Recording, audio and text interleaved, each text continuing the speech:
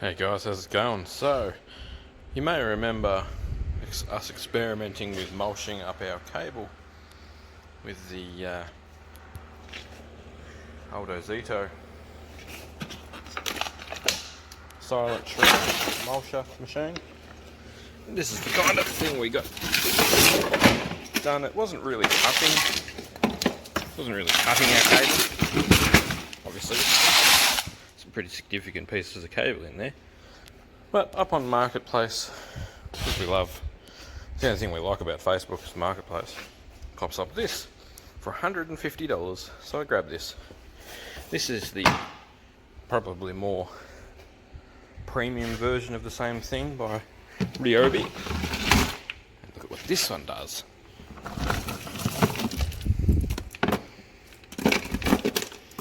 So this is first pass through. As you see, we chucked some PCBs in there first. Probably should have emptied the box, but it's all good. They're all going to go to the same place. These will probably get separated with water bath, so the plastic will float. But as you can see, it cuts them. So what we're going to do is we've got some cable here. I'm going to punch that through there, show you what it looks like.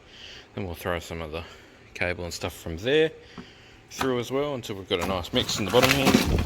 Did some 3-core TPS as well. As you can see, it mulches that up nicely. So whether we use this as a pre-mulch before we get a hammer mill, so we've got some nice pieces of copper in there already, which have fallen completely out. Or whether I make a shaker table that can do dry shakes with either a vacuum or something like that that'll filter the plastic off the top. I've got a big dust separator thing we might be able to do that with. But first of all, storage is a consideration. We need to make it down to a manageable size. Theoretically we shouldn't have mixed the grades so much, but we're only testing. As you see that, for instance there, that's plastic. Most of the plastic's off that, and that's the first pass. So we'll get a bit more in here so we can transfer what we cut into the box, because this box has to be under the mulcher, which is good because it's a lot less messy as well. We'll feed that through and come back. So I'll put this back in. You just have to sit this up on its stand like that. It's just got a safety there. Very much the same operation as our other one. It's got an up and a down, got a reset, and an on and off.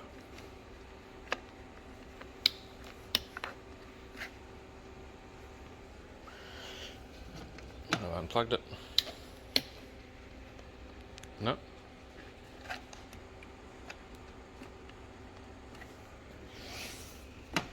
Kick the cord out of the wall.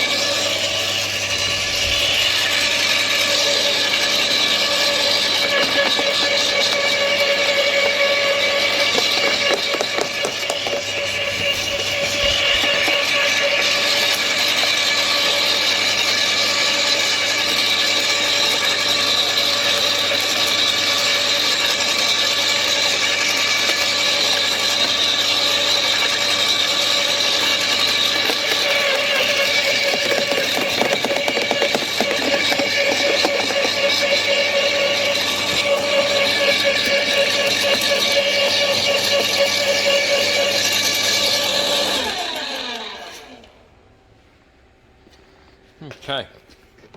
Remember to always pop the safety before you try and pull it out. Let's have a look what's on the inside. So some of this was obviously pre-munched, but as you see,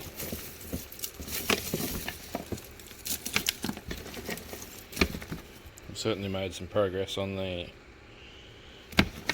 particle size changing.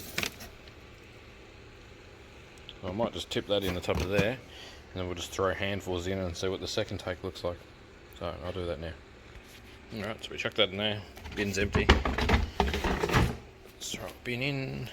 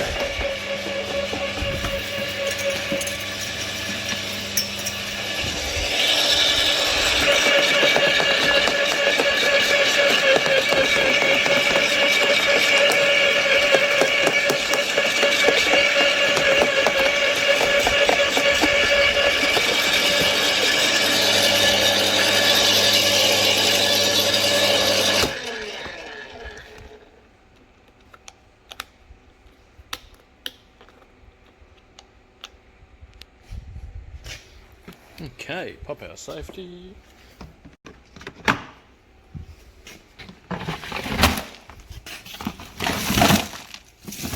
Ignore that. So you pick a piece like that up, all the copper falling out of it.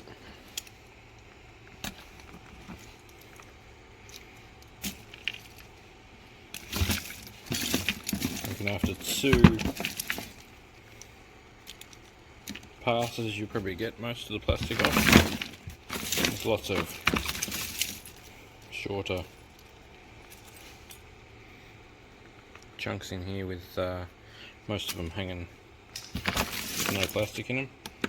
Like I say, I might try and use a vacuum or something. Settled down here. I'll try to use a vacuum or something to do some separation. Yeah.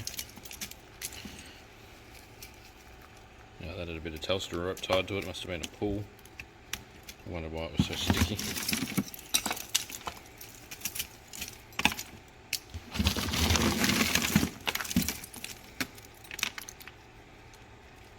A little bit of copper caught inside.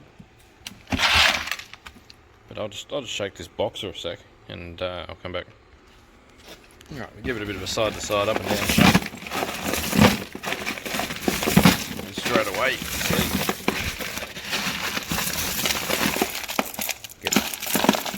what ends up at the bottom. So yeah, calling this a win, guys. It's not going to go things out. See, this is the safety that goes in it, so we can probably do something to negate that, but yeah.